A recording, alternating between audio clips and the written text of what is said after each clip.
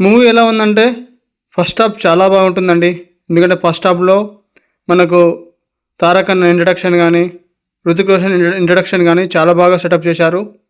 ఇక movie start అవ్వడమే మనకు స్టోరీ రివీల్ చేస్తూ స్టార్ట్ అవుతుంది.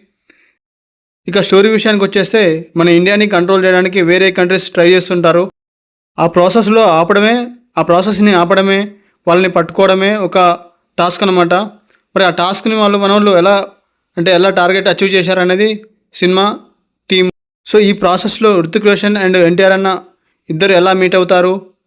వాళ్ళిద్దరు ఎలా ఎలా వాళ్ళని అచీవ్ చేస్తారు అనేది సినిమా స్టోరీ. ఈ ప్రాసెస్‌లో మనకు 'హృతిక్ రోషన్' అండ్ 'ఎన్టీఆర్' అన్న ఫస్ట్ హాఫ్ చాలా బాగా యాక్ట్ చేశారని చెప్పొచ్చు. చాలా బాగా చేశారు.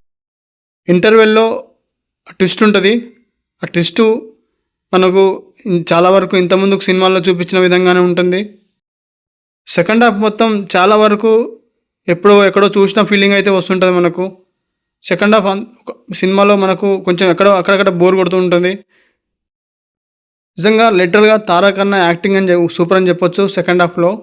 ఎందుకంటే తనకిచ్చిన రోల్‌కు తను బాగా యాక్ట్ చేశాడు. కానీ 'తారక్ అన్న'ని నేను అలా చూడటం అనేది నేను యాక్సెప్ట్ చేయలేకపోయాను. మూవీలో నాకు కొన్ని సీన్స్ సడన్‌గా అంటే ఎలాంటి రీజన్ లేకుండా, ఎలాంటి లాజిక్ లేకుండా అలా జరిగిపోతూ ఉంటాయి. సినిమాలో కొన్ని ట్విస్టులు ఉంటాయి. కానీ ఆ ట్విస్టులు నేనంతగా కనెక్ట్ అవ్వలేకపోయాను నేను. ఎందుకో ఆ ట్విస్టులు నాకంతగా అనిపించలేదు. వీళ్ళిద్దరూ కలిసి ఒక సాంగ్ ఉంటది.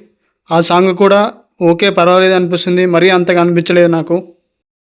ఇక సెకండ్ హాఫ్‌లో వచ్చే కొన్ని సీన్స్, లవ్ స్టోరీ గానీ, కొన్ని ఫ్లాష్ బ్యాక్స్ గానీ అంతగా అనిపించలేదు. అంత కనెక్ట్ అవ్వలేకపోయాను ఫ్లాష్ బ్యాక్స్‌కి, లవ్ సీన్స్‌కి. ఇక ఫైనల్‌గా చెప్పాలంటే ఫస్ట్ హాఫ్ సూపర్ ఉంటుంది. సెకండ్ హాఫ్ నాకు అంతగా నచ్చలేదు. థ్యాంక్ యూ అండి. లైక్ చేయండి, సబ్స్క్రైబ్ చేసుకోండి. Thank you for the watching.